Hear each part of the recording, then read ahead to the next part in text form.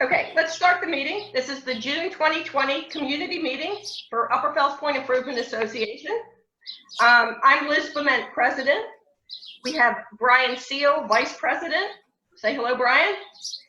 John Betcher. Hey guys. John. Joe Whitford, parliamentarian. Hello. And Pascal Patton. Are you here, Pascal? Yes, I am. Say hello. Hello, everybody. If you are joining us by phone or with a screen name, please type your name, full name into chat so Joe Whitford can record you as being present. Especially if you did not use your normal name as a screen name.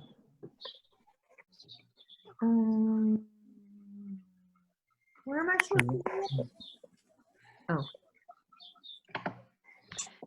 Hey Liz, Allison is having trouble joining the meeting. It's saying, please wait, the meeting host will let you. Okay, I have people I need to admit. Okay. I'm admitting everybody now. Okay. Is this the first meeting for anyone here? Well, me. Okay, why don't you tell us about yourself, where you live, just a short, brief description. I'm Mark's wife, and Mark is very active in this thing, but I've never gone to a meeting before because I live in Rochester, New York, which is where I am. But Mark mostly lives in Baltimore and Pratt Street, 1921 Pratt. And you may recognize Mark. Great. Anybody else? Martin and Tama Adams. Go ahead. Sorry, this is Martin and Tama Adams, but we're doing baby bedtime as well, so we're just not on the camera. Okay. Brandon? Yeah, hey everybody. Myself, Brandon Carrera, and my girlfriend Chantel just moved to the 300 block of Ann Street, 305 South Ann, about a month ago. Excited to be here.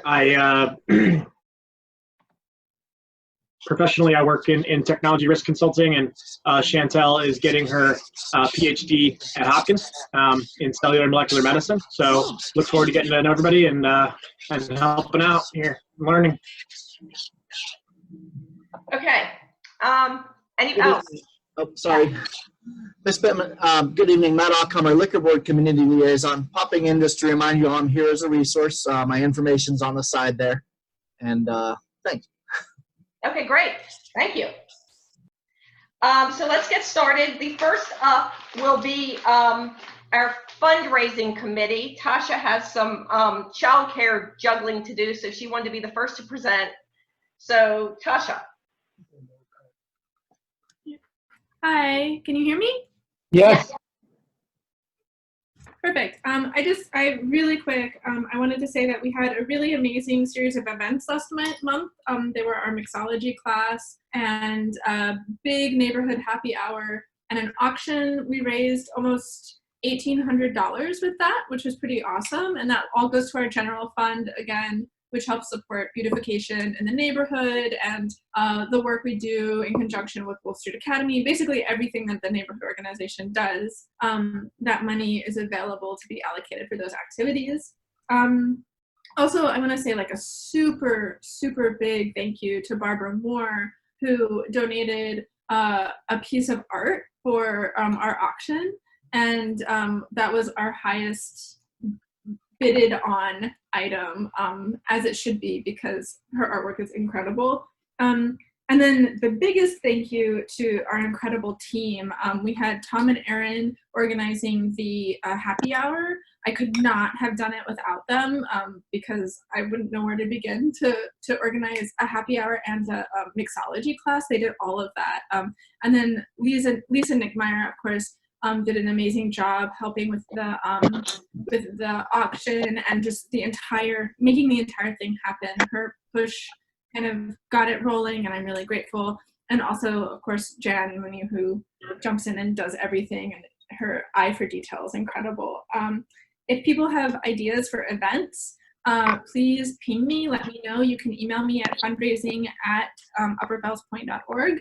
And, I'm happy to work with you to get those organized. We'll probably have another big event at the end of the summer. So keep your ears open. And thank you for letting me jump in and share the fundraising update at the beginning.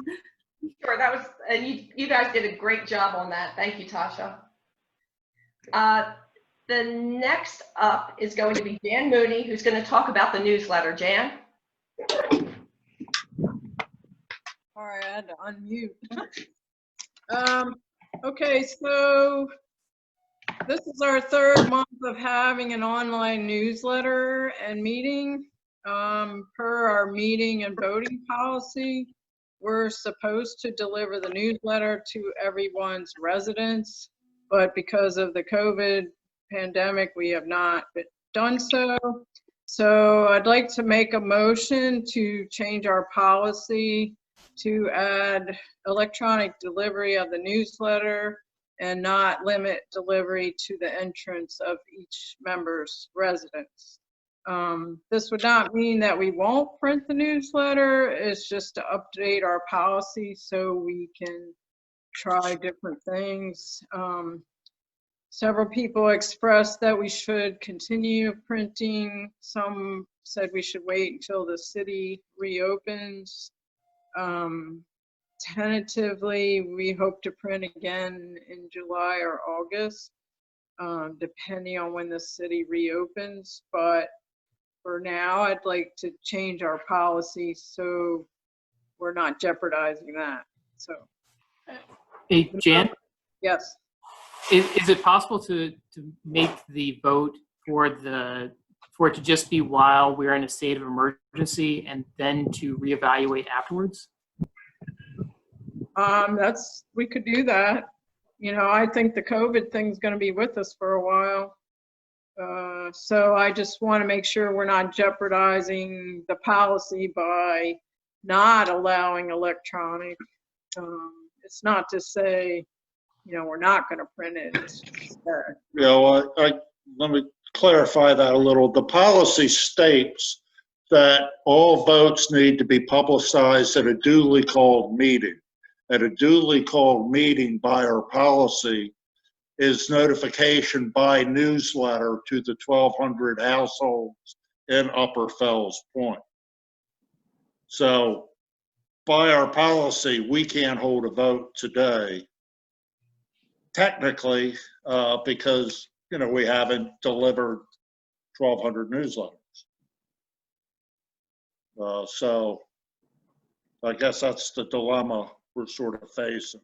I mean, that might be an argument for making it just during the state of emergency. Like once the governor says, we are no longer in a state of emergency, I think there's a lot of stuff that is tied to that declaration. So, it might be worth it just to say that while we're in this, we'll do the electronic newsletter and then reevaluate it, after that. Yeah, that stipulation makes sense, Brian. Yeah, can we just add something that says that we, in certain circumstances, this being one of them, we can go to electronic in special circumstances? I think that makes sense. Special circumstances dictate that electronic delivery can be warranted. But I think that that's not as explicit as a language as it might need to be. I think we might want to say during periods of declared emergency within the city or something, language like that. Right. How about just when physical delivery of the newsletter is unreasonable or the burden is unreasonable due to, and then give some examples like the current state of emergency. You can suspend the rules under Robert's rules temporarily. You have to take a vote to do it. But rather than changing our policy, if we're not sure what the change is, why don't we instead vote to suspend the rules so that we can vote this time? Given that we did notify people as best we could through electronic medium, posted on the website and email, Would that work? I think we just need language that allows for the time being for the electronic delivery of the newsletter. Yeah, as opposed to trying to make this as general as possible, so it could include any emergency. We have no idea what kind of emergencies might arise in the future. We certainly didn't, envision this. Sure. Yeah, as opposed to trying to make a rule that handles any potential for future emergency, like if we just make it deal with this particular one and then readdress it later, like that might be the best way to handle this. We need a motion. Well, do we have more discussion? I have a question. I don't know why we need to like cite the existence of an emergency. I mean, I think the idea of having it say, physical or electronic could be fine. I mean, we know that the intentions of the organization are to try to do physical. Even once the state of emergency is lifted, we have problems delivering the physical newsletter because the post office doesn't want us putting them into our neighbors' boxes. So unless we're gonna, and that's a whole nother discussion. That's why, we haven't decided whether or not we're resuming physical delivery again. So I feel like adding this sort of like thing where it's like only during a state of emergency, then we're putting, we're kicking the can down the road. On top of that, just because the state of emergency gets lifted doesn't mean that the lack of safety that people have feeling safe, people won't necessarily feel safe to be doing deliveries and stuff like that. We don't know the circumstances under which the state of emergency is going to be lifted, especially with our current governor. Well, that was one reason why I was keeping it sort of generic to handle most situations as opposed to focusing on one particular issue. But I support keeping it generic. I mean, we could try it, and then if we find it's not meeting the needs, then we can bring it back to the table, perhaps. Can I just ask for a clarification? Yes. Are we not delivering the newsletter because of the health crisis, or because we don't know how to put a newsletter at the front door of people's homes?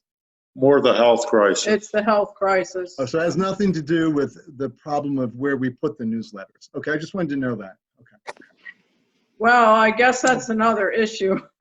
Yeah, that's a secondary issue. Yeah, the issue right now is the COVID. I've had a few delivery people say they don't want to deliver. They're afraid to do it. Some people say they don't want them coming in their mailbox or on their stoop, or, a lot of the businesses are closed. So, we're not delivering those people anyway.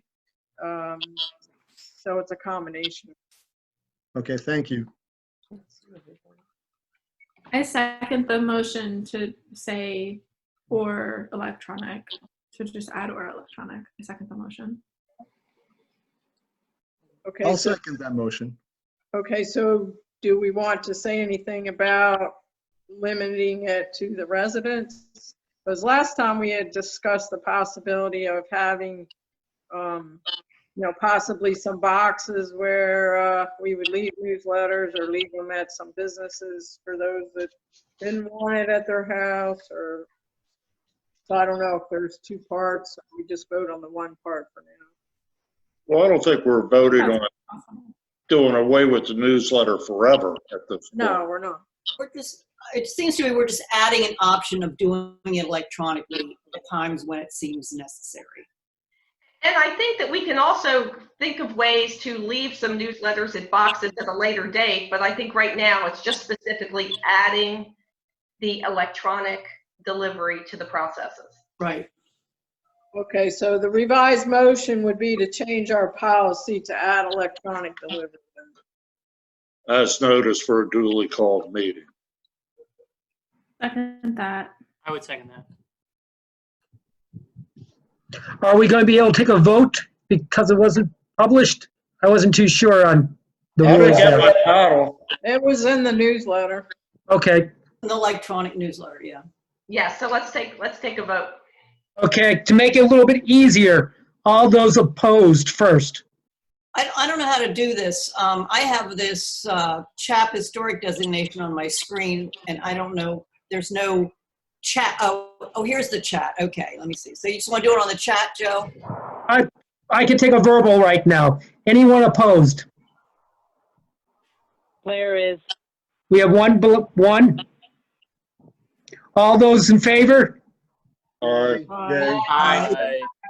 Ayes have it. Aye. Aye. Ayes have it. Okay, so the policy will be changed to add electronic delivery as notice for the meeting. Okay. My keen sense of hearing was able to tell that we had more ayes than nays. So, Jan, while you're Which is legal in Robert's rules. Jan, while you're still up, do you have anything else for newsletter or garden? Well, for sponsor news, the culinary camp has been canceled because of fears of the COVID. So they are sending refunds for all those people that signed up.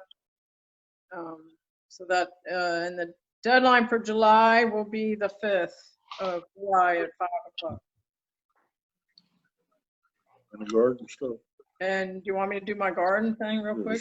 Yes. Okay.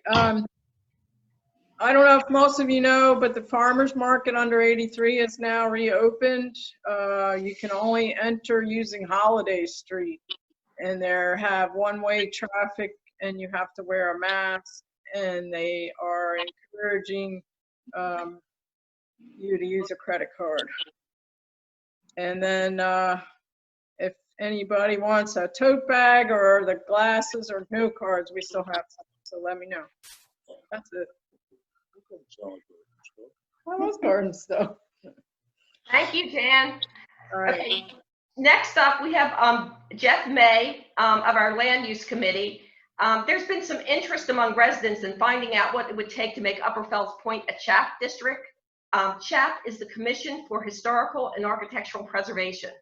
And so Jeff has done some homework, he's met with CHAP, and now he's going to present some findings for discussion. Jeff? Hey, hello everyone. Hey, Jeff. Hi. So we began looking at CHAP because the zoning code was revised and went into effect, I think, 2 years ago. There was a change that permits 60-foot buildings could be put in our area, could be built if they were mixed use, I think. But they basically, somebody could buy a lot and put a 60-foot building within our neighborhood with housing. And there were some concerns about how that could be disruptive to the fabric of the community just based on Hey, the Jeff, density. Yes. the birds are so loud, it's really hard. Okay. All right. Do you want me to go inside then? Yes, please. Okay. I'm going to stop the video so you guys don't get vertigo.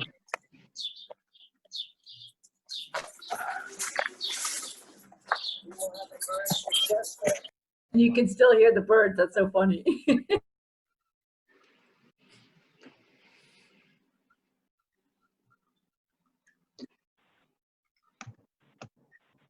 Are they pet birds or are they just birds in the yard? I think they're birds in his yard. They were the birds outside. They seem very happy. It's cardinals. No kidding. That's wild.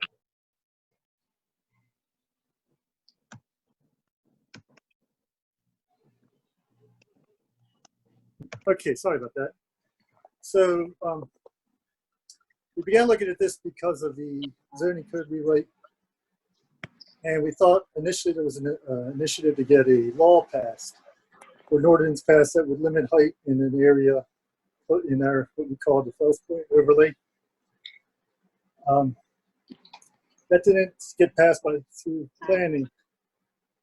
There was a lot of recommendations that we pursue historic designation because that would give the protections we were looking for.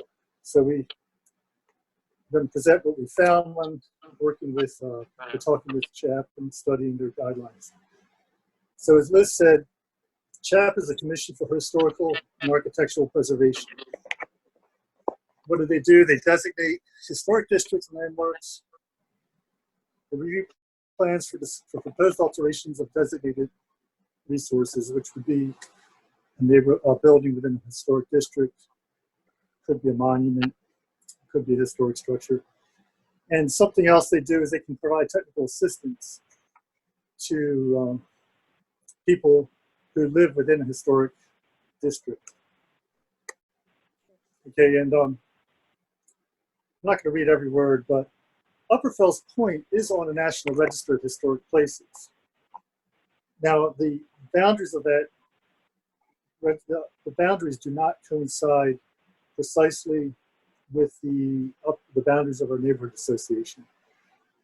What this gives us is it means that if we elect to pursue a historic renovation, we would qualify for tax benefits. It also does protect us from, say, a state-funded or federal project like a highway, which could otherwise raise or go through our neighborhood. So it does not affect us if you want to paint your building, if you want to change your windows. It does not play a role in that because it's a national register.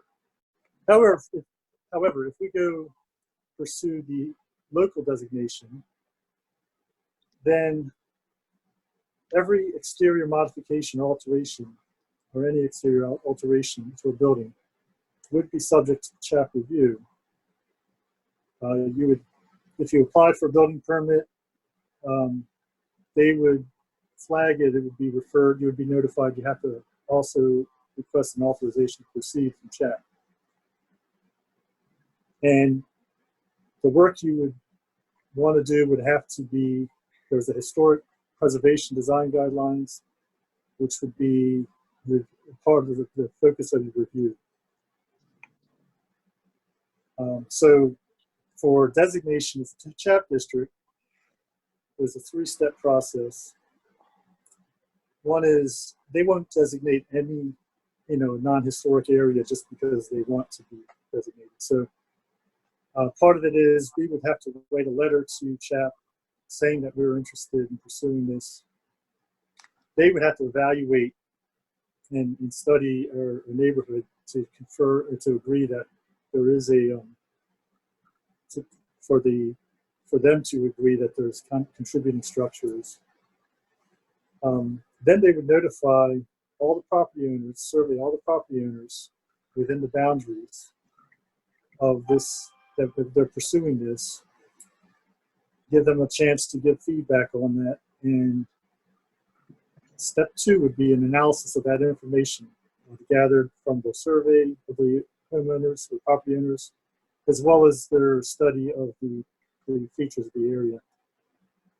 And then there would be, if they go through that gate, multi-step public hearing process.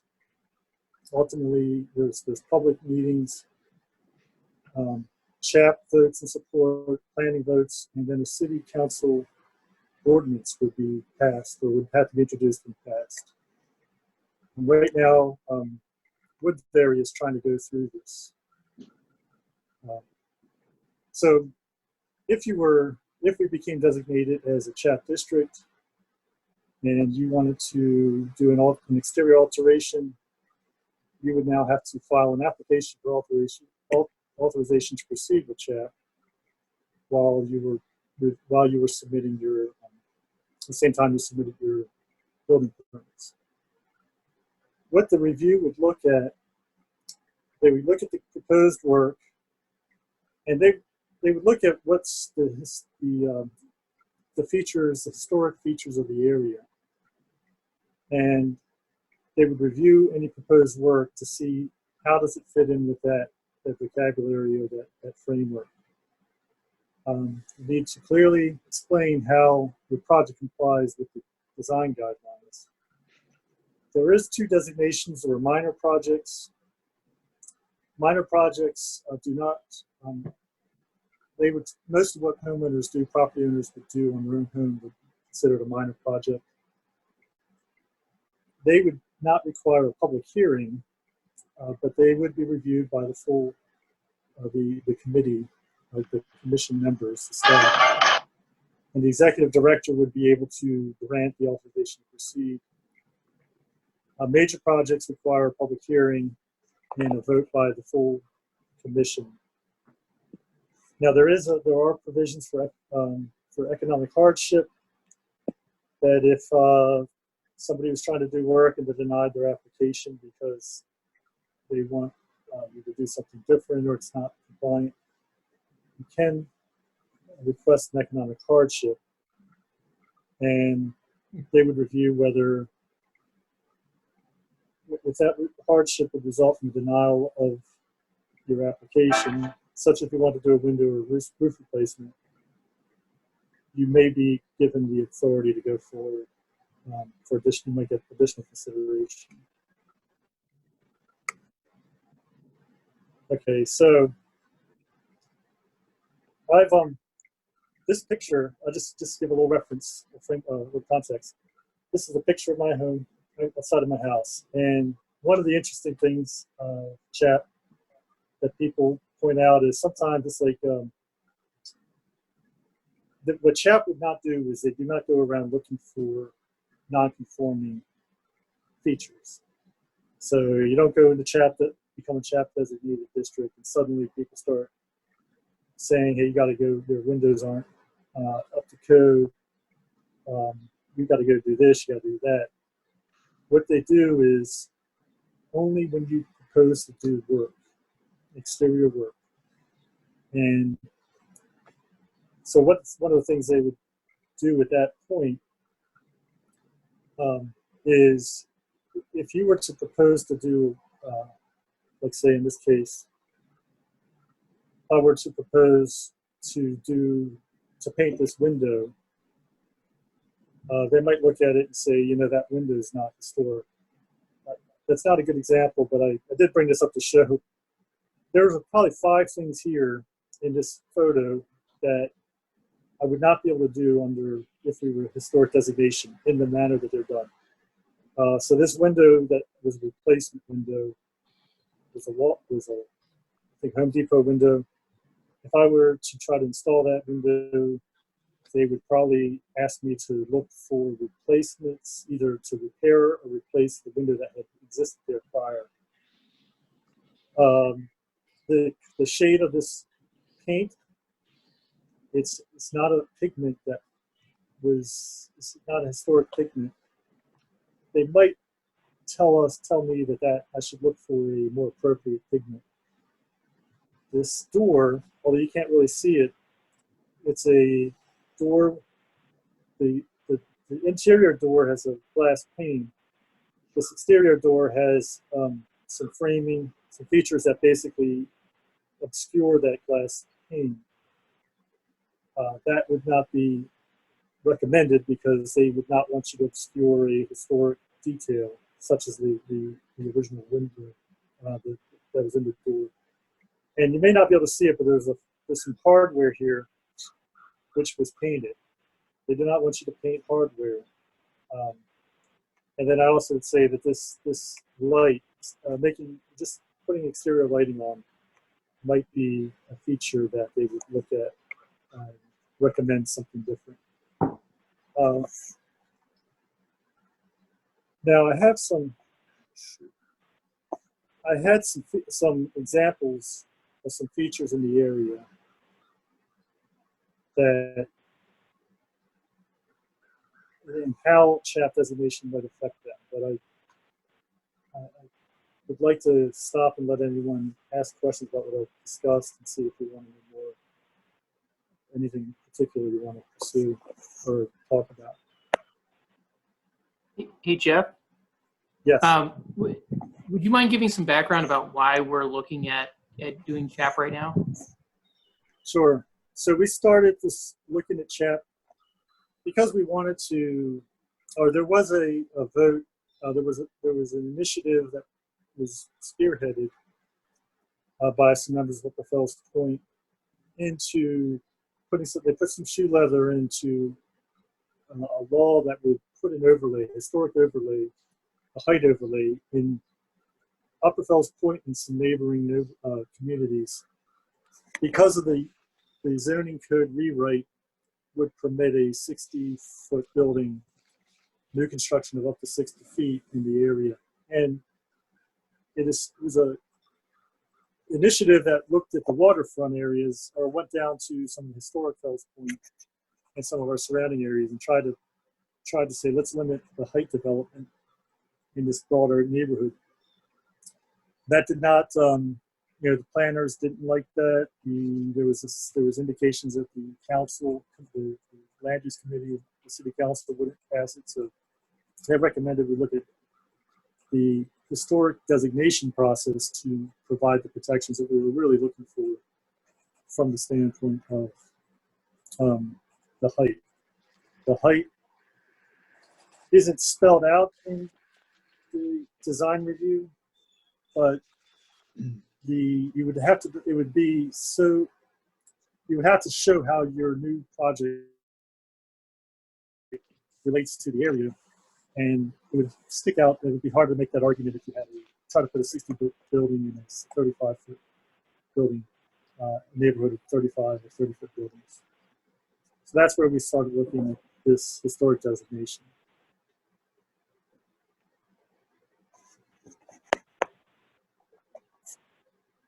And unfortunately, looks like I have to sign back in. Hey, Jeff. Yes. Does the external, the restrictions, are they about just the front face of the building or all faces of the building? So like if you were replacing windows on the side or back of your house, is that also subject to the same restriction? Yes. They would look at work to the back of your house, but they do not scrutinize it to the same extent. If it's not visible, and even off the ground floor, if you were doing some window modifications, they would look more. They would scrutinize it on the floor that's the story that's very visible to the public. If you're on the third floor, they might look differently at it. They say that basically it's the visibility does play a role in how much they review it. What about? Go ahead. Oh, sorry. What about roof decks?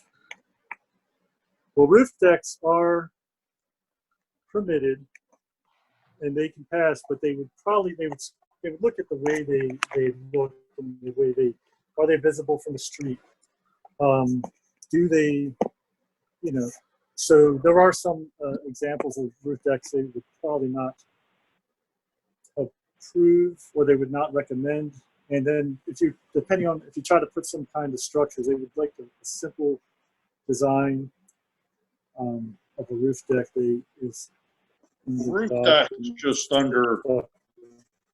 Roof decks under building code are supposed to be set back so they're not visual from the street. That has nothing to do with CHAP.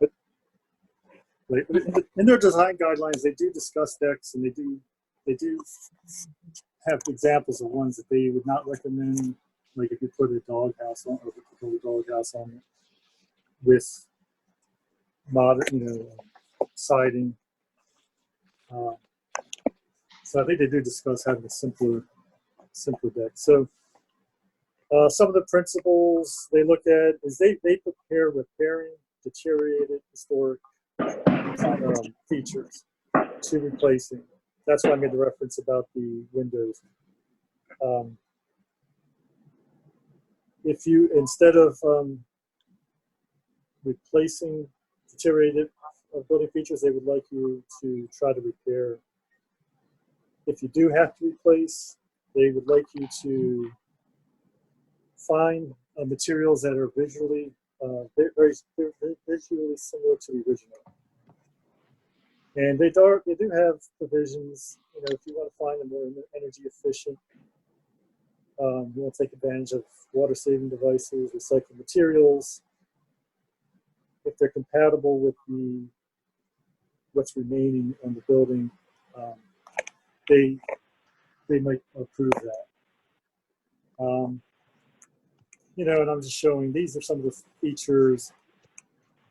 They want you to preserve, maintain, repair doors, not to make alterations to the door opening. And this is an example of somebody thought they would basically change the nature of the entrance to their house, you know, by putting up this framing around the door, and they actually have, they made it look like a colonial. Under CHAP, this sort of door, you would, if you want to replace this door with this double leaf door with a single door, they would probably not approve that very easily. Hey, Jeff, are you showing pictures of our neighborhood? Because right now on my screen, all I've got is this some kind of a chat thing. It's a thumbnail. You don't have, there's no picture going up. No. Oh, shoot.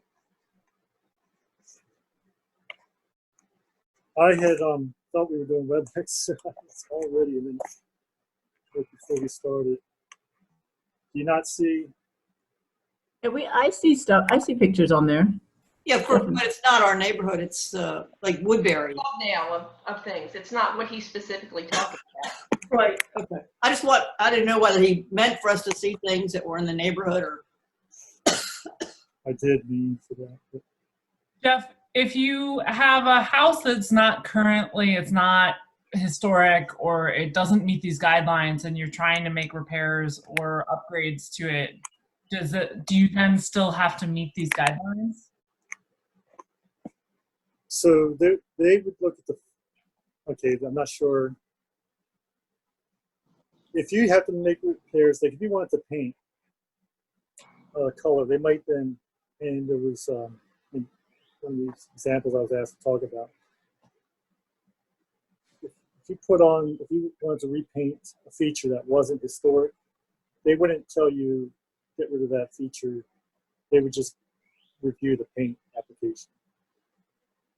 So they wouldn't tell you now, and then if you were doing a repair to a window that didn't match the original opening, you want to replace it, they might then they might ask you to try to restore the original window opening.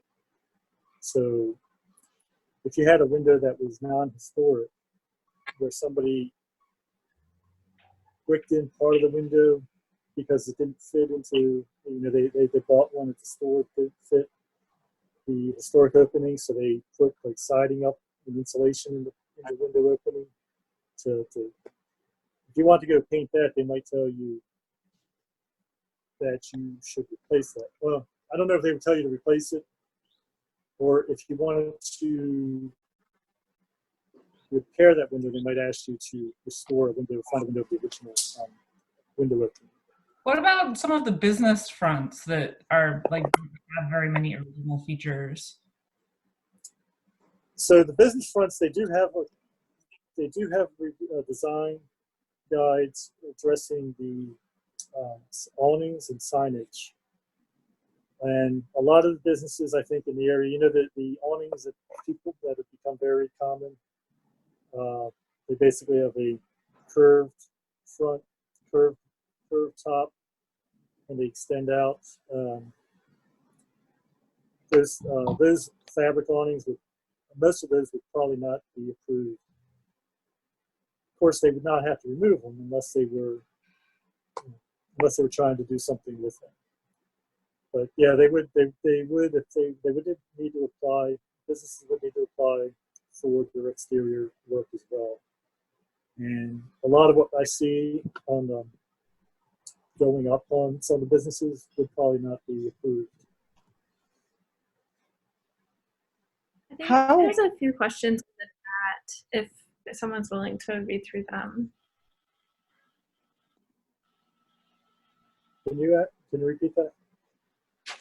Oh, sorry. I think there's a few questions in the chat that people have been asking. Okay. Yeah, there's one about if your house is painted an unconventional color and you want to change it to another unconventional color, would that be I assume that would be blocked by CHAP, correct? or would it They would- not? They would, they discuss paint colors. Now, one of the things they told us is that they don't want to be paint police. So they do say they would meet with the, excuse me, the association and kind of take input on what the association thinks is appropriate colors. But that's what they told us. That they could, if you had a non-conventional color and wanted to do something else with it, they might not recommend that color. You might ask you to consider a different color scheme. Like, they do seem to say that 2 colors is appropriate for a lot of places. And so if you want to do 3 colors, excluding the cornice, they might question the color choice. And yeah, I don't know Let's say, exactly for example, if Barb wanted to change her colors to orange and fuchsia. I know that's not going to happen, Barb, but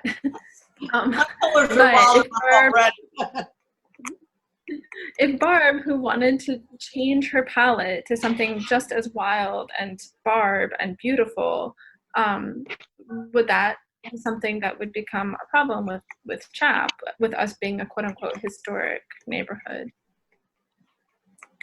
Like, yeah, I think, and I was asked, and I talked to Barb about this yesterday. Yeah, I do believe that, like, if she wanted to, what I think if, like, her balconies, I think they would say you shouldn't call so much attention to a non-historic feature. So they would probably say, can you move the colors on the balcony? And the window itself, they would probably say that would be something else. They might say, well, could you paint that in a muted tone? Murals on the face of the building are an issue. Not so much if they're on the side. They do recognize the importance of the role that art can play. They definitely stay on the side. There was just a huge battle about this in Mount Vernon over the Divine mural. CHAP was fining the people who put the Divine mural up and trying to get them to take it down. Yes. Well, they put it up there, and I can't remember, was that on the front of the building? Or was that on the side? No, it's on the side. It's on the alley street. I think what they told us, and I think they did tell us that they were able to get it approved retroactively because it was on the side. If it had been on the front, I think they might have posed more of a challenge to that. So, So there is a question. I'm sorry, Jeff. I was just going to say, I think for the sake of this meeting, it seems like people have a lot of questions, and someone has suggested that we maybe invite, if people have more questions, they may want to email you directly for a discussion, or we might want to invite CHAP to a future meeting if people are interested in doing that, to sort of flesh this out and have people think about it rather than trying to get everything in today and take a vote or whatever. So how does that sound to everyone? Sounds good. I think people have a lot of questions. Okay. So I think that we're going to continue this discussion later. I don't know, Jeff, if you want people to email you, or, I mean, how you want to handle that, or if you want to send out CHAP guidelines maybe to people that request it.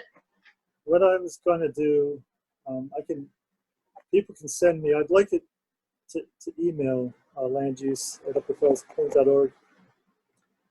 I can give you access to the folder I have with the materials in that folder.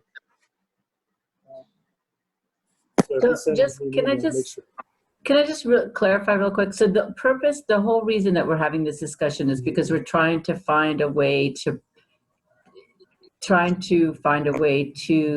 make sure that there's some sort of height restriction. Is that, just to be clear, that the CHAP is an avenue that would allow us to have some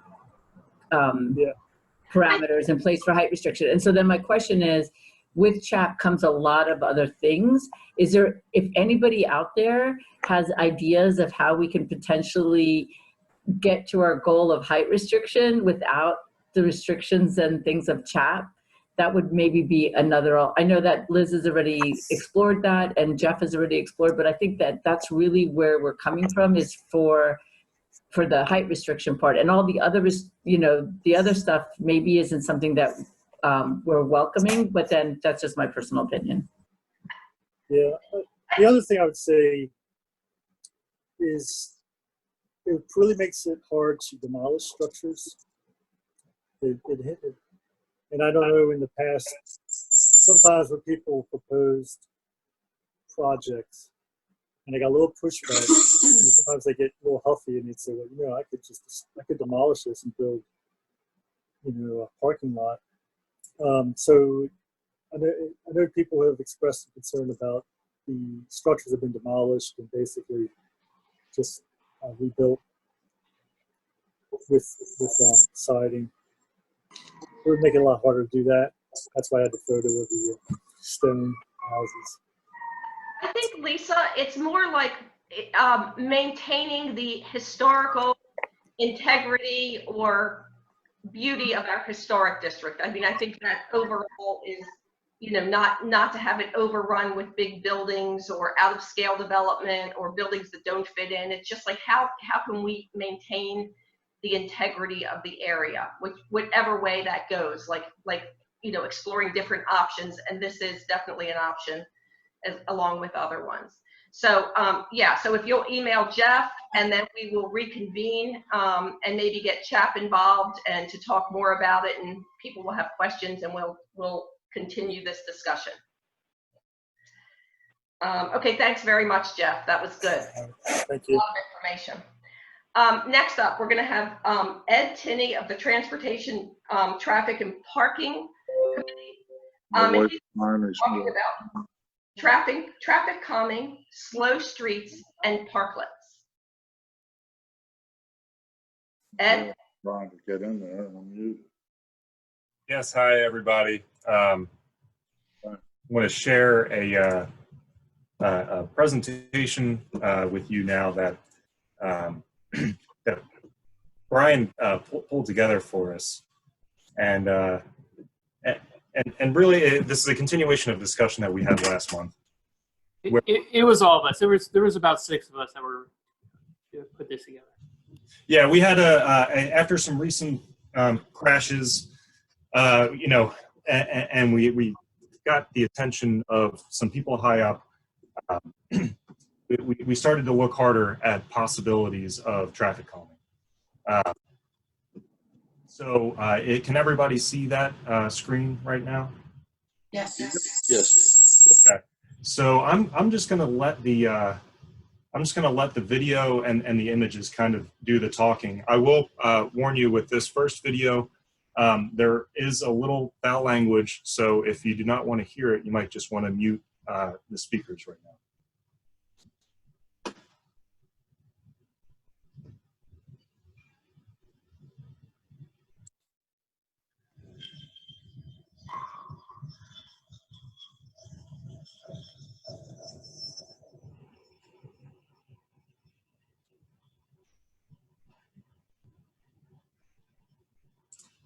Yeah, I'll just stop it right there so it doesn't get too foul. That, as you probably can see, was in front of Spirits at the intersection of Bank and Wolfe Street. Now that was fairly recent, just a few weeks ago. We had the traffic light there, but it ultimately didn't prevent what was happening here. As you could see, these are people who were not concerned with the safety of others. However, the current configuration of Wolfe Street allows things like this to happen. This is on South Washington Street, video taken actually from my next door neighbor's house.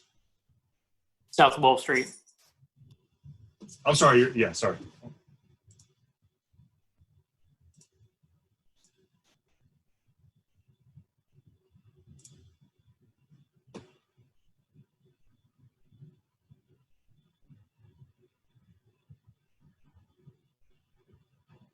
Oof.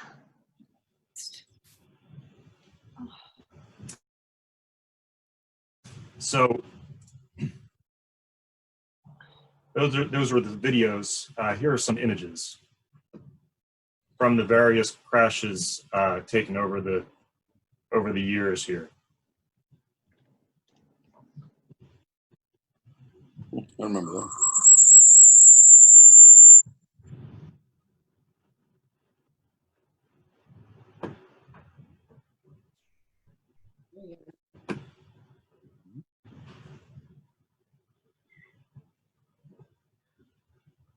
Barb, and this isn't even any of the ones in front of your house. I know, I've been hit 9 times. The house, and then the crashes I've lost count of. Yeah. So The pictures were from Dan, so that's why. If we had yours, we would have included them. Okay. That's all right. So a little dramatic, I know, but the point is this has been going on for a long time. Yeah. And we need to look at ways that we can stop this from happening.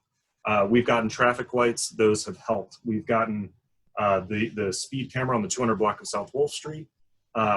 Whether that has helped or not, as you can see from this graph, is probably not to be determined at this point. But you can see how many people get these citations. That There's still ticketing outside of, I thought the schools were closed April and May. It's still going off every Monday through Friday, 6 a.m. to 8 p.m. Even non-school days? Okay. Yeah, I see it. I see it go off all the time when I'm sitting here. Okay, so Brian, just since we're on that topic, I'm sorry, Ed, crashed your presentation real quick, but I just emailed Zeke to ask him if we could get, I don't understand why they stop at 8 o'clock on a Friday night. I mean, the Speedway is in the evening on Friday and Saturday night, so whatever you guys can do to change that from 8 o'clock. That's state law. Well, then we have a city ordinance. I don't care. State law doesn't make any frickin' sense. Yep, I've talked to Brooke. We can't override state law. Yeah, Lisa, you're preaching to the choir here. Unfortunately, in our conversations, we've, as Brian just mentioned, been told that would require a change of statute, which is, much more difficult. And as you can see, the threshold of or the tolerance, I should say, of the speed camera is greater than 12 miles per hour over the speed limit, which puts South Wolf Street at 38 miles an hour and over for when this camera registers and issues a citation. And how much is the citation? I'm just curious. That I don't know. I have a question. Sorry, I think they were $40. The camera citations, I believe, or they used to be $40. As far as I know, they've not gone up. They're $40. No, that's $64,000 they made, $65,000 almost. Okay, I have a question. Has the use of traffic circles ever been considered? And the reason that I ask that is before we moved back into the city, we lived in Western Howard County in just south of Lisbon, Maryland. And Lisbon was the first traffic circle that went in the state of Maryland. It went into an intersection that was fraught with crashes. I mean, all the time. And once they put that traffic circle in, it stopped. And they had tried traffic lights, they had tried blinking lights, they had tried a lot of different things. They put the traffic circle in, no more accidents. So the issue with traffic circles is that they are a little less friendly for pedestrians, just because cars are more likely to just kind of flow through. It is an option, but I think like this presentation is kind of looking at the idea of like, are we willing to look at traffic calming techniques and not making a specific recommendation? Because I think, going to DOT and having them kind of look at this, like there's a lot of considerations that go into this, and that, especially since Wolf is a 2-lane, one-way street, I think there might be complications with using traffic circles. Are the intersections even big enough to accommodate a circle? I can't envision a circle at my corner. It might also be complicated by the fact that those are both bus lanes or bus routes. Yeah. Yeah, true. I hadn't considered that. If I can chime in also with one thing. I think it's worth it for people to hassle their elected representatives about enforcement. That second video, specifically, I remember that one. That was someone going the wrong way up Wolf Street. And when it was done, he actually drove away. And I was so angry about that one that I wrote to Councilman Cohen's office and asked if anything ever came of that. And as far as I know, they never caught the guy, even though someone, from what I remember, came out of the bar on the corner and took a picture of the car that hit him, took a picture of his tags, and he drove off hit and run with, as far as I know, no consequences for that driver. So I think it is worth putting pressure on our elected officials to put pressure on the police to do something about really egregious cases like that, because right now there's no consequences for that sort of thing. Right, and if the camera can't go into effect, then they should have police at the bottom of the hill with speed cameras. They can do that. There's no law against that happening. And the city needs money.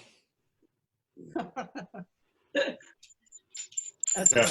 So everyone, we have a fair amount to cover here, so I'd like to just kind of keep things moving. The point of this slide and the presentation overall is just to lay out the facts, and then at the end is an opportunity for everyone to provide their input so we can see how we want to move forward with this. There's a survey link that I'll be providing at the end, and we'll get out through our various media outlets. But just for the sake of keeping things moving, I just wanted to finish up this slide by saying you can see by the trends that there's some peaks and valleys here, that the speed camera it really is more punitive than preventative. So what we should be considering is even more improvements beyond what we have currently installed. So for some perspective, the current conditions on South Wolf Street, the lanes are 10 feet wide, 2 travel lanes. On South Washington Street, they're 2.75 feet. And that's roughly the same width as I-83, which is an interstate highway. So you can see that these travel lanes, as currently constructed, do not narrow enough to make things really much more uncomfortable for a driver than somebody speeding along at 65, 75 miles an hour on the interstate highway. So what can we do about this? We can look into traffic calming. Well, what is traffic calming? Essentially, it's installing physical infrastructure to deter people from driving fast. And here's a list of examples. One thing you can do is take the 2-lane one-way highway, convert to 2-way, or neck it down to just 1 lane as opposed to having a 2-lane racetrack like we see on South Wolf and South Washington. You can raise crosswalks or install speed bumps or speed tables, and speed tables are as I understand, just kind of wider, longer speed bumps. Curb bump outs to narrow things toward the end and to have people make their turns more slowly by having to make a wider turn. Chicanes, which are curves in the travel lane that create almost like a slalom type layout that Brian, I believe you presented that in the very first meeting of this year, what those look like. Roughen the road surface. Anybody who's driven down Thames Street knows that it's so rough that you would never want to drive too fast on it because, again, it becomes uncomfortable. Or diverted intersections, which I honestly do not know a whole lot about. So, Brian, can you mention what diverted intersections are very briefly? Sure. Yeah, and this would not actually be a good option on Wolfe or Washington, but it's where like you basically make an intersection where you have to turn. They've done this a couple times in Bolton Hill. This would not work here, but all these are just examples of what traffic calming are, not examples of what we can actually do here. Yeah, thank you, Brian. So yeah, these are not one size fit all solutions, but what we want to do is try to find out how interested the neighborhood is in possibly pursuing things like this. We would then have to speak with DOT to find out what is possible and then kind of take it from there. Well, an issue with things like raised crosswalks and the cobblestone is noise. I think you'll have a lot of complaints from neighbors 2 a.m. Hey, Kurt, that the raised crosswalks actually aren't an option on Wolf because it's a bus lane. Those are just examples. Right. All right. Well, the thing I would like to see that is not put in here, and I probably couldn't work on Wolf either, but it could on Bank and Gulf Street, or no, Bank's really the commuter road. Just turn one block the opposite direction, so it cannot be a thoroughfare just eastbound or westbound. Just hang on. We got the third one of these. We'll discuss Bank Street. Mm. Yeah. So again, everyone, there's going to be a survey distributed that where you can, and there are some open-ended fields in there where you can put in some ideas, and we can take that information after we've given some time for it to gather and bring it to DOT to find what would be a good solution. We need to find out what's possible. We do have some constraints with Wolfe and Washington being bus routes, for example. So again, the opportunity will be there for everyone to provide their input. And can you tell us how the how that will be distributed, the survey, where people can find it? So we can put that in the blast. We can put it on the Facebook page. I mean, it is a web-based survey, kind of like SurveyMonkey, where anyone with a link can submit, and then we'll compile that data. Can data be supplied for Washington Street when it was a single lane, how that potentially deterred the number of accidents? I'm not sure if we have quantifiable data there, but I'd say qualitatively it helped a lot. Yeah, I believe so too. Mm-hmm. So you mentioned that Brian and Ed, that some of these things were just examples, but that some of them are not viable because of certain restrictions. So since you guys have been looking at this a lot, and before we complete our survey on our own, is there ones that you see, Brian now lives on Wolf Street, Ed lives on the corner of Wolf and Goff. So are there ones that you see that make sense, having looked into this and spent so much time researching it? So yeah, Lisa, we did look into some things, but we decided we didn't want to present actual options now because we were nervous to find out later that those are not actually viable alternatives. And so again, we're right now in the data gathering stage, finding what level of support the neighborhood has for traffic calming, and the next two topics, parklets and slow streets, which we're going to get into here in a moment. That's where we are. But as far as presenting alternatives, we just didn't feel that we were there yet because we want to have the opportunity to find out what is viable from DOT. Thank you. The list of traffic calming is just to give people an idea of what traffic calming is. Okay, so parklets, we touched on this a little bit last month. These are a conversion of parking right-of-way area and these curbside parking spaces into either community spaces for the public to enjoy, or for example, in front of a bar or a restaurant, to give them more outside seating than what they're currently afforded with the current sidewalk configurations.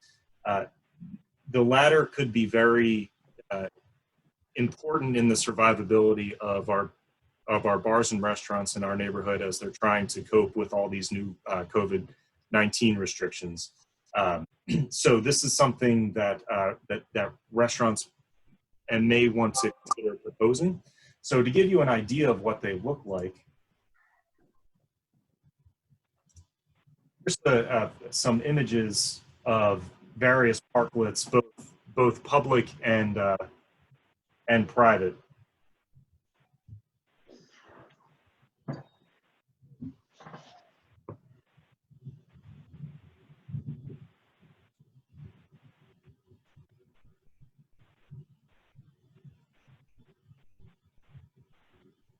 So when you say private, you're talking about like, where are the private ones? Where are the public? We're talking all public possibilities at the corners, right? We're not talking about private parklets, right? Well, for example, if a restaurant wanted to build and fund a parklet for their restaurant to expand their seating, I'm not clear how that would be something that would be a community use. Brian, can you expound upon that? Yeah, I can take it. I mean, it essentially is whatever we as a neighborhood want it to be. Like when he says private, like if we were to say to Henninger's, if you pay for the tables and the materials to make this parklet, you can then use this space. Like that would essentially be our prerogative to do that. But like parklets could also be something where if the beautification committee wanted to make like a planter parklet that had some seating or something, like parklets can be anything we want. It's just how do you want to use this 20 feet by 8 feet that's normally used for parking. One option is to help our local businesses. Another option is for anything else. This is just focusing specifically on like Henninger's, just to keep it kind of targeted, but it can be whatever we want it to be. I do think we need to be mindful that at one part of this presentation, we're showing cars violently crashing into corners, and in the next step, we're demonstrating people sitting in the street.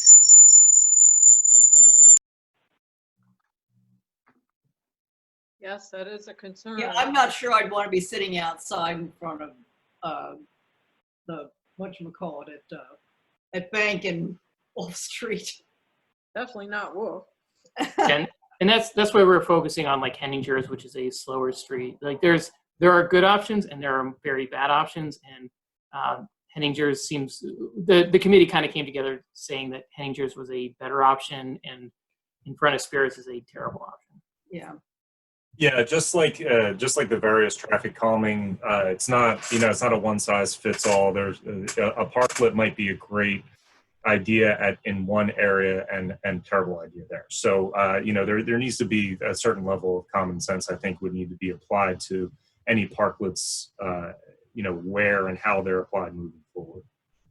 Again, we're just kind of presenting what these are, and in the survey, there's the opportunity to kind of express an interest in this.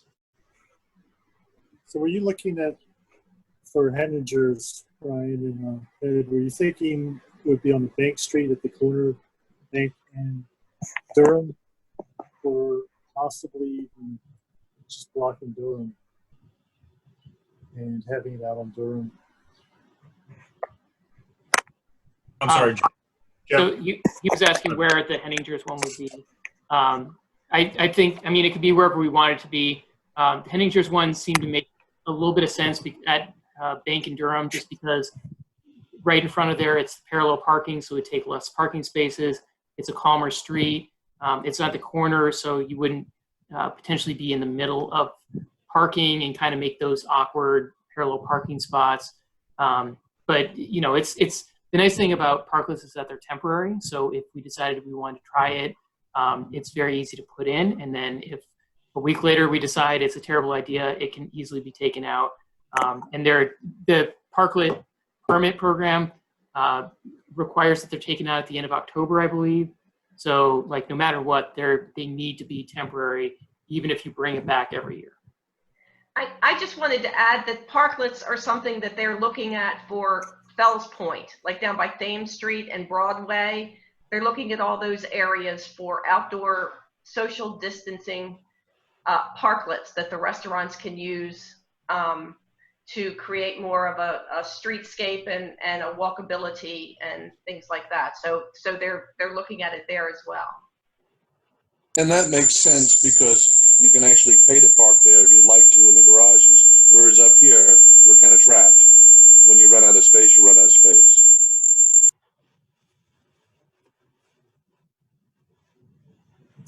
Okay, so everybody, the last thing I wanted to talk about here was slow streets, and I'll let this video play.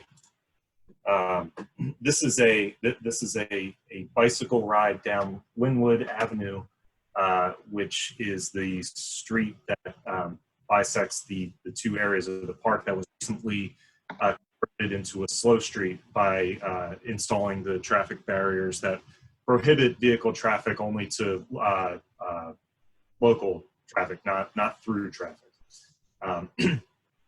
So let this video play a little bit. You can see the barriers going by and how fewer cars are driving down the street, but parking is still permitted. This allows the streets to be used more heavily by pedestrians and bicyclists, runners. And Linwood was a good pilot for this because it's bordered for a significant distance there. It's bordered by park on both sides, so that it's already subject to a lot of pedestrian traffic.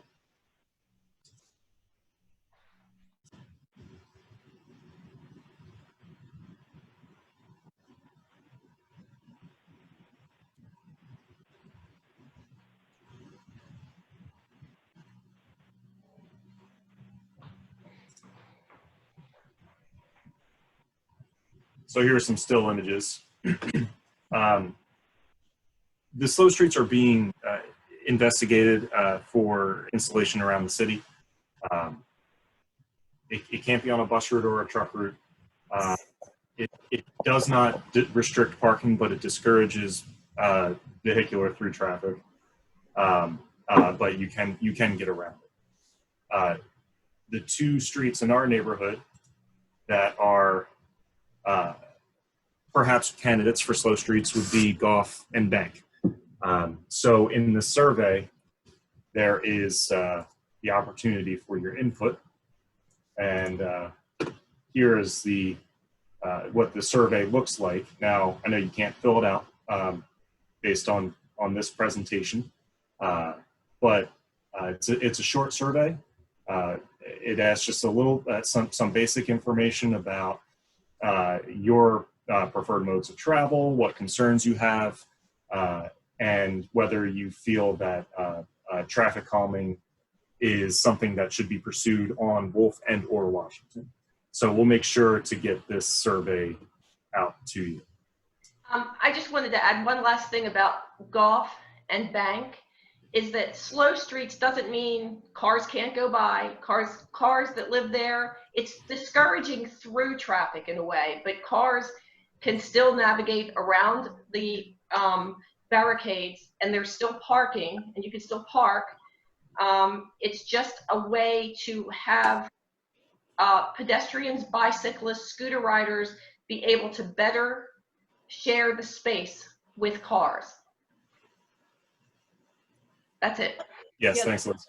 That's all great, but none of these things are available to us on the two streets that are really the issue here, and that's Wolfe and Washington. So I'm in favor of all that stuff wherever people want it, but what are we going to do about Wolfe and Washington? That is the issue. Please put that feedback in the survey.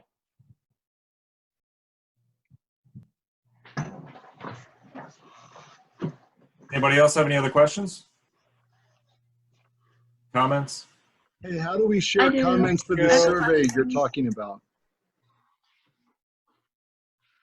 The I survey, have a question. the survey will be put on Twitter and Facebook. It'll be in the e-blast. It'll be in the newsletter next month. If you need me to, I can send it to you as well.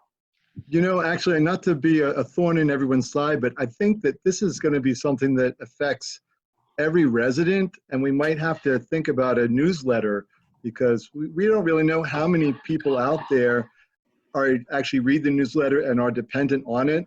But I think we are finding out there are many people who are not connected digitally. And this is a really big, comprehensive conversation. I think we're going to have to make sure we really reach out to everybody. I was actually planning on doing some door knocking on this one. You're exactly right. Oh yeah, that was kind of related to my question about if we were going to do like a paper survey or something like that. Yeah, I was going to go around with some paper, give people the link to it, because we don't have everybody going to these meetings. It is very important that everybody that's lives around here is involved in this discussion. I have a question.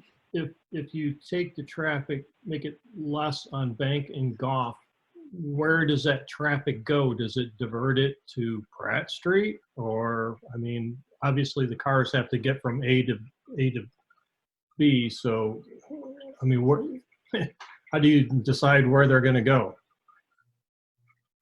I mean, Eastern is more of the through route.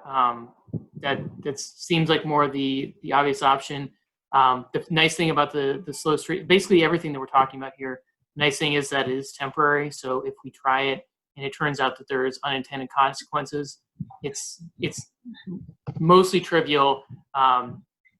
Depending on what we do with Wolfe and Washington, it's mostly trivial to undo this stuff. The parklet is very undoable. The slow streets are just a couple barricades.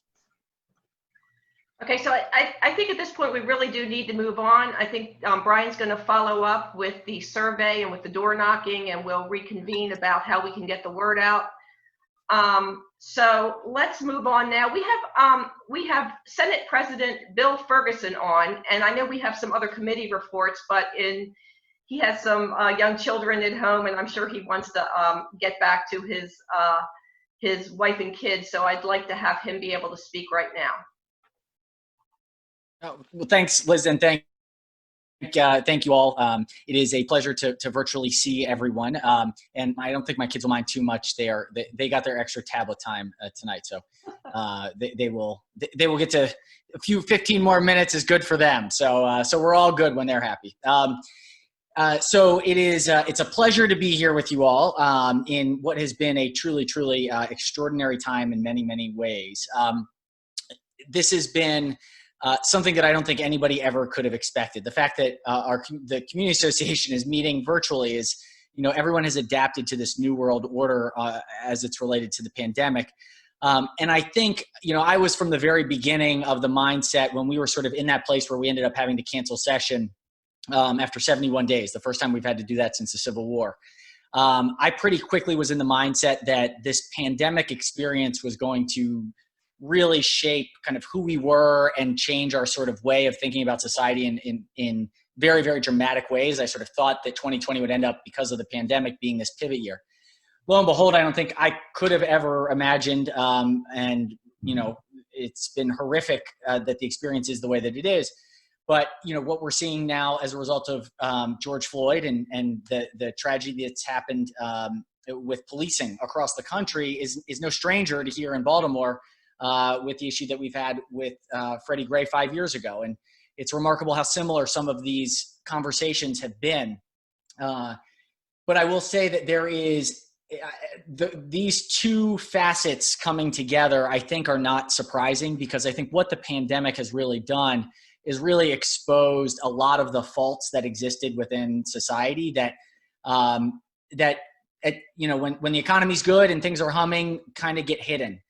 When you're in a time of crisis, the weak spots become laid bare, and I think that's what we're seeing, which in my opinion is really hard, but gives us the opportunity to really address it and to really know what work we have ahead of us. So, this is going to be a tough period ahead on the pandemic side, but also really trying to get a place of equity across all of our communities. And they can't be done separately. They're going to have to be done together. And so I just want to thank you all for your continued commitment and the fact that you are showing up through Zoom for a community association in the middle of June. It is you all who are going to make the difference. You are the leaders of your community. You are who we need to get through this. So I want to thank you from the front end for your ongoing commitment to your neighborhood and to this city, because we're going to need it now more than ever. So with that, let me just take a couple minutes since the last time that I addressed you all, have sort of taken on this new role. So while I still remain your senator and the 46th District State Senator, which I have gotten a lot of questions about, I do still remain your state senator. My colleagues unanimously elected me to serve as the president of the Senate this past January. So I followed former Senate President Mike Miller, who had served in that role for 33 years, and came into the role. This is not sort of something, when somebody's been leading an institution for 33 years, there's no real template or guidebook about how to kind of take on that institution. It just so happened this year that we also, just by sheer timing, had some major issues that were sort of lined up to be taken care of this year. So we had a 3-year commission of the Kerwin Commission looking at how do we create world-class schools in Maryland. And the report came out, the recommendations were made, and we had the blueprint for Maryland's future education bill before us. We had another education bill about school construction that was $2 billion of brand new school construction for the entire state that had been kind of traveling along and came up this year. We had the whole debate with Preakness and Pimlico and Laurel and Bowie and horse racing. And so that sort of landed on our plate this year. And then we also had a 16-year lawsuit that where the state is currently in the position of having lost the lawsuit against brought by our historic black colleges and universities who the Fourth Circuit found were unconstitutionally duplicating programs and were advantaging traditionally white institutions to the detriment of our historically black colleges and universities. And so that lawsuit had been out there and was sort of coming to a head this year. So we also had a new speaker. So Adrian Jones followed Mike Bush, who tragically passed away during the last session, but he had been there for 14 years. So we had 2 presiding officers coming in to lead the chamber. And then we added on this pandemic. So the last 6 months have been something that I don't think I ever could have imagined in any way, shape, or form. But you don't get to write the context. You got to deal with the circumstances. So, I am incredibly proud of the work that we were able to do in a very shortened period of time, given the scope of the issues at hand. In 71 days, which was by far the hardest professional decision I've ever had to make, stopping session for the first time since the Civil War. I do think it was the right call at the time, but we stayed a few extra days than at least the governor wanted us to stay. We had to do a number of things to kind of help prepare the state for the pandemic. We left the largest cash balance that the state of Maryland has ever had at the governor's disposal so that he could deploy it to respond to the COVID crisis. And we passed all 4 of those pieces of legislation with circuit breakers in them, knowing that there could be some serious economic impacts. That was a pretty momentous session in 71 days, and I'm incredibly proud of the work I was able to do with my colleagues. Unfortunately, I think the pandemic has been worse than anyone ever could have imagined. The economic impacts have been unbelievable. And there have been some gaps in the system. Certainly, we've been spending a lot of time with the unemployment insurance. We still have close to 100,000 Marylanders who applied for unemployment back in March and still have not received their unemployment checks.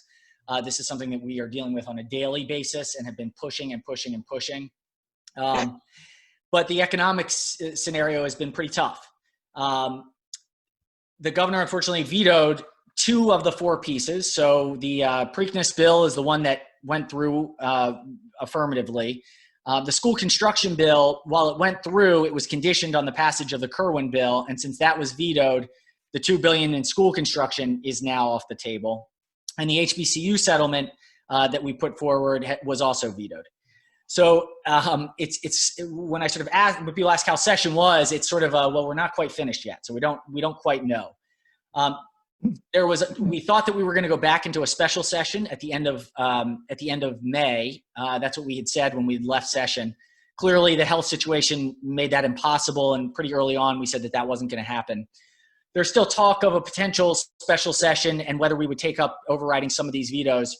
My sort of thinking is it's more likely than not that we do not go back until January for a variety of reasons. First and foremost, we need to see what the economic impact is going to be. We are in a very positive place where all of the health indicators are in a positive direction. But if you look at what's happening in Florida and Texas, when they opened early, all of their metrics are going in the wrong direction. We're not seeing that so far, which is wonderful. And I think people, it's to the credit of Marylanders who are taking this very seriously. But we just don't know what happens come the fall. And we really want to kind of have a better economic picture before we have a clear outline of what our big liabilities will be. So more to come on that, probably most likely in January. The other thing is on police reform issues. Certainly in the city, this is a very complex conversation, and it's not a conversation that we've ignored. After the unrest here in the city in 2015, we did pass some pretty substantial police reform measures. The police department in Baltimore City went under a consent decree, which it is still under. Those reforms have taken a long time. But I will say, it's been hard to see progress in the city over the last few years. The night after the large protests that we had, it was a Saturday protest, of the youth-led protest, and then the next morning I woke up, and where other cities, Atlanta and Seattle and all these people were seeing these like just terrible scenarios, that wasn't the story in Baltimore. And that was the first time where I really felt this is a sign of progress that has been so elusive, that there is trust that reform is on its way, that you had organizers of the protests leading the charge to say, we're gonna do this differently. We're gonna channel this energy towards real reform. We're seeing some levels of progress, and we wanna see that momentum continue. We still have a long way to go. I don't wanna sort of gloss over it, but I do think the experience that we had here in Baltimore 5 years after where we were, is a sign that there is something positive. The directionality is correct. Our chair, I appoint as the president of the Senate the chairs of the standing committees. Our chair of judicial proceedings is Senator Will Smith from Silver Spring. He just came back from Afghanistan, was a war vet, is a lawyer, one of the most talented individuals I know. He's going to be leading the way on this police reform conversation. He just put forward a large package. We're going to do bill hearings in the fall on these bills so that we're ready to move in a thoughtful way. We, of course, have to do this in the face of what's been historic and terrible levels of violence in the city. And that really is a complicated, difficult conversation that we're going to have. I believe that both have to be done together. You cannot create real safety without creating trust within law enforcement and the communities that the law is being enforced. And so I am hopeful, but know that there's a lot of work ahead. Let's see. I'm gonna pause there and just sort of open it up to questions, because I know we were just talking about parking stuff, and I saw Brian's picture coming. I live right on Linwood, so it's been fascinating to see the impact of the road closure. And I have mixed feelings about it. I thought it was kind of silly at first, then was a huge fan. Now I'm a little bit anxious because it's not enforced. And so people get a little bit, they start walking across the street thinking that it is going to be closed, and drivers don't necessarily. So it's a little, everything's a mixed bag. There's no permanent wins or losses. I've talked a lot about sort of the high level stuff, but if there's things at a local level, I'm glad to kind of answer any questions that folks may have.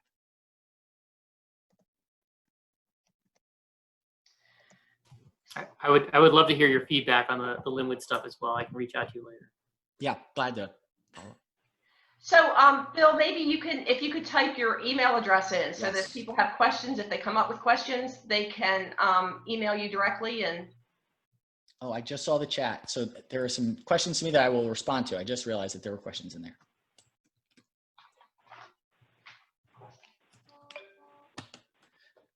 Well, if there are no questions, I'll give a second if there's anything else. If not, it's late, so I know. What is the chance that a special session does happen? Really low at the moment. Right now, there's one issue without any doubt that matters more than anything else, and that is the federal government passing a fourth stimulus bill. The U.S. House of Representatives has passed it. It's sitting in the U.S. Senate. When states and local jurisdictions face these types of economic calamities, we don't have money to print, and we have to balance our budget. And so the only place we can go is the federal government in times like these.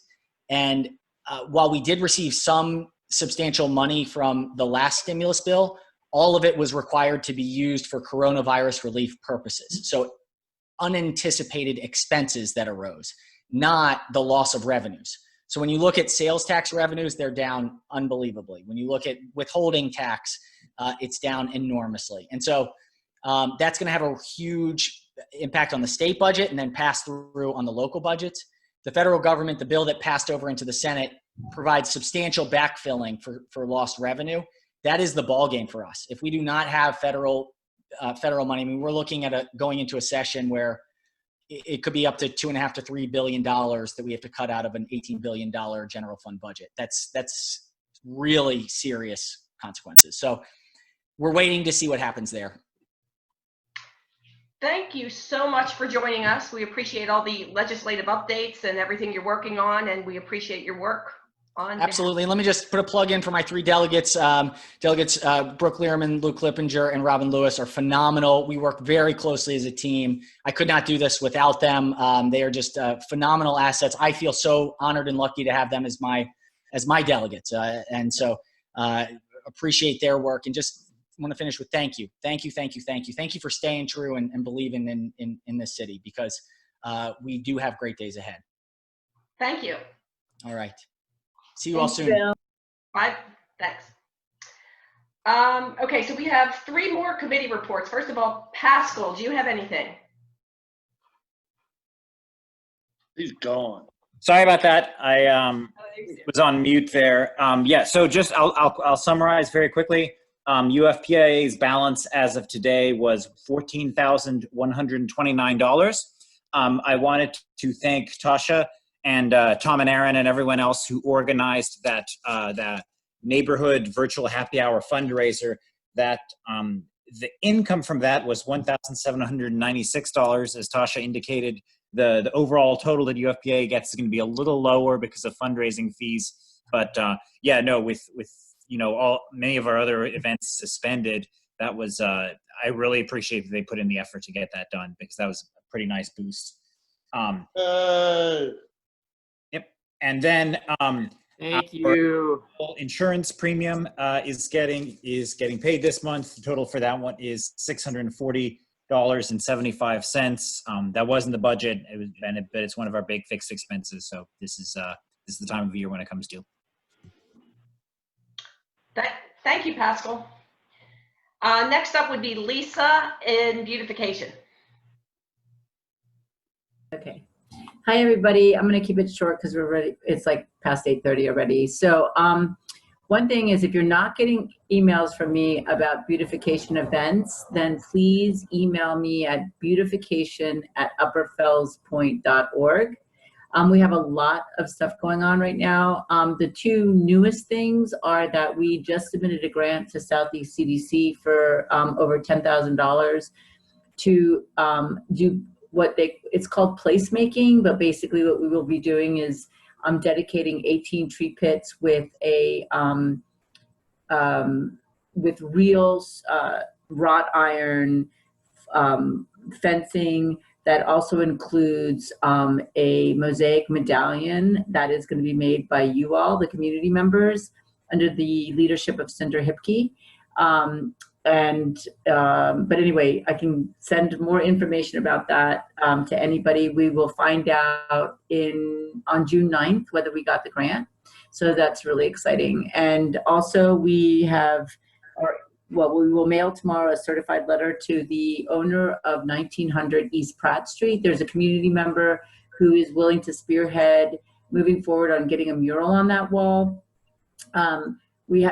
Our chances could be nil, we don't know, but the first step is to ask the owner if they would be willing to do that. So that's very cool. The other initiatives we have are sidewalk planters, recycling cans, bumpers to protect our trees from cars backing into them, the regular monthly umagandas, which is our cleanups, our dumpsters, Register Street planters, and gosh, I hope I didn't forget anything. But anyway, that's what we have going on right now. Again, beautification@upperfellspoint.org, and I will include you on my emails, which is about once a week. Right, thank you. Also, there's no dumpster. Yeah, oh, that's right, the dumpsters. So it's weird. I got word that some community got a dumpster last weekend, so I was a little hopeful, as I'm always optimistically hopeful.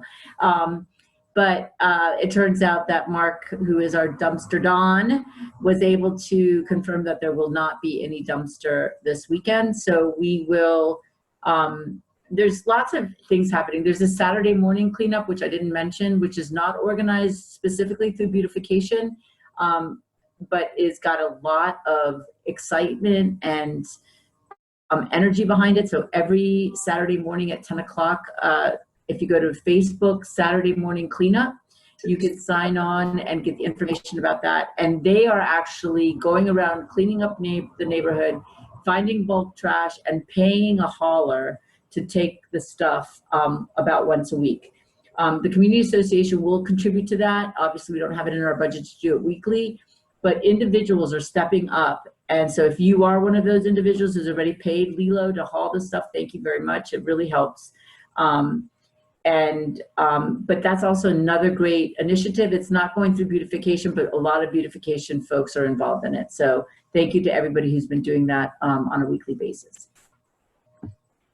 Thank you, Lisa. That's awesome. And then lastly, we have Matt Barnes, and he's going to talk about the safety committee. Good evening, guys. I'll go through this pretty quick since it's after 8:30.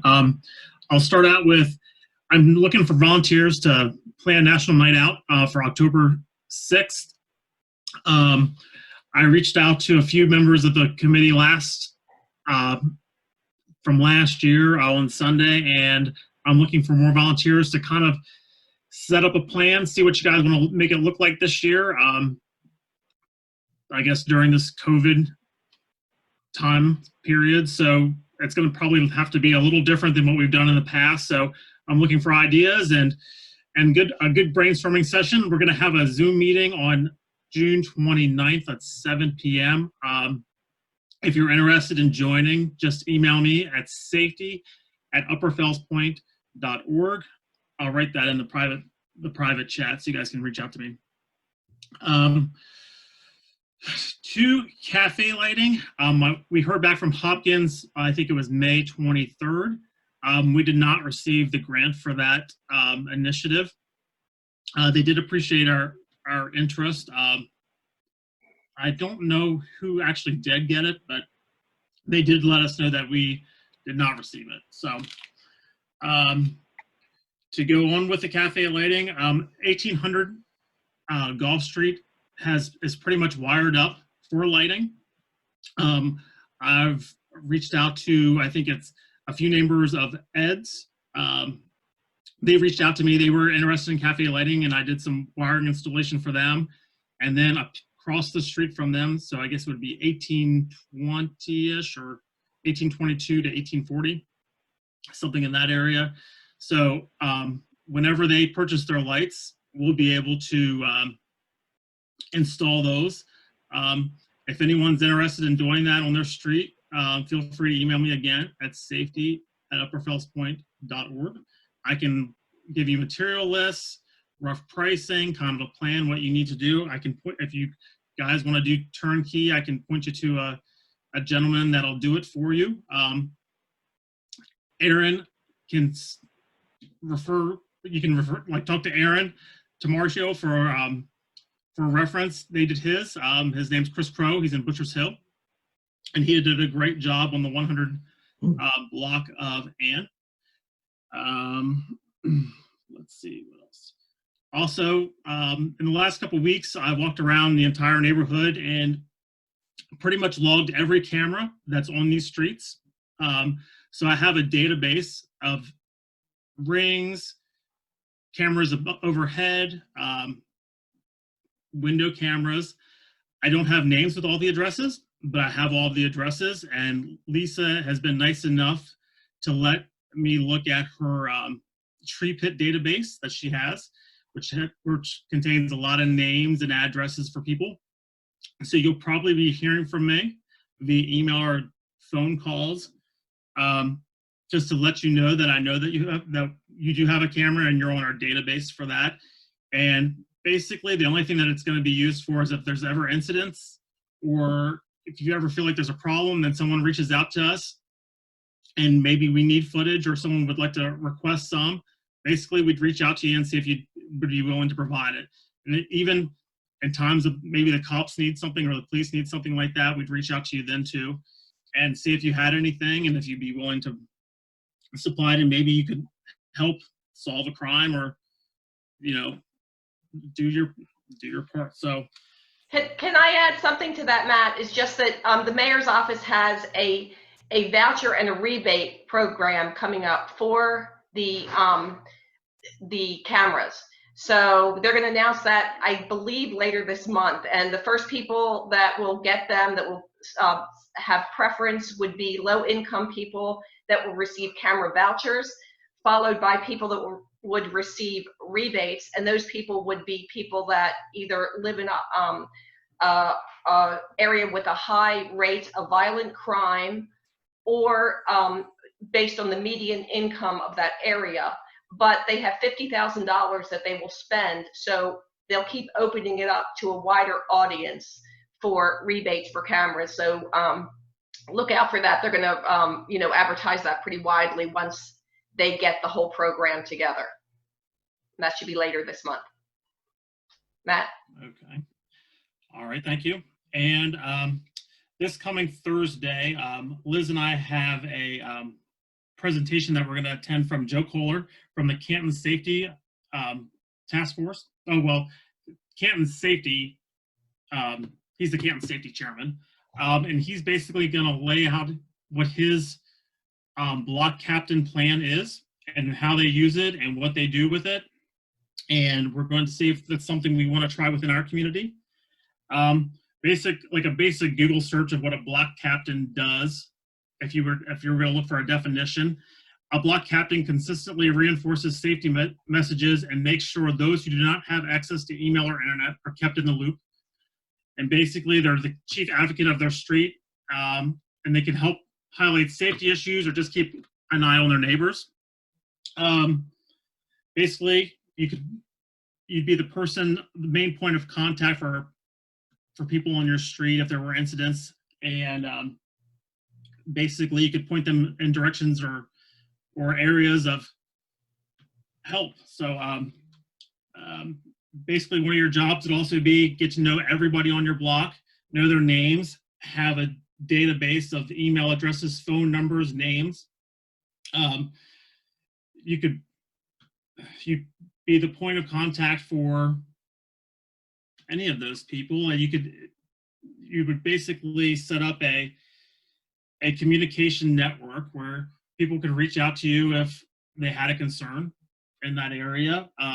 You'd look out for your neighbors if they were traveling. You could set up kind of like maybe a chat group or a messaging group and kind of exchange announcements.